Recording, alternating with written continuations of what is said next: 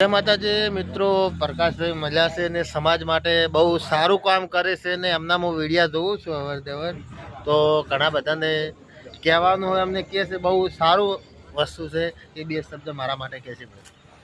કંઈ નહીં, અમારા પરમ મિત્ર ટીનાજી મળ્યા છે. મળીને ખૂબ આનંદની લાગણી અનુભવું છું.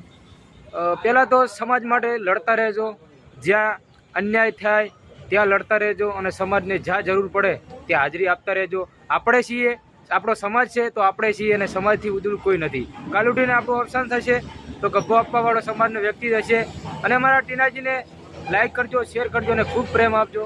જય માતાજી. ને જે આ બીના બની એમાં ભાઈ બહુ મસ્ત બોલ્યા ને બધાએ જે બહાર નીકળો, હવે ઠાકોર સમાજને બહાર નીકળવાનો ટાઈમ આવી ગયો છે ભાઈ. અમે ઘરમાં રહેશો ને તો હાલ આ લોકો જે મારે છે ને તે પછી ઘરમાં રહી શકશો નહીં. એના માટે પણ બે શબ્દ ભાઈ કહે છે મારા. કહેવાનો મતલબ કે હવે બહુ અત્યાચાર થવા મળ્યા. ક્યાં અત્યાચાર ચાલજો? મેં મારી નજર અમે અત્યાચાર જોયા હતા. કેસરનગર વાળો મુદ્દો જ્યારે અમે લડવા જાય એ વખતે કેવી ભાઈ હાલત સમાજની.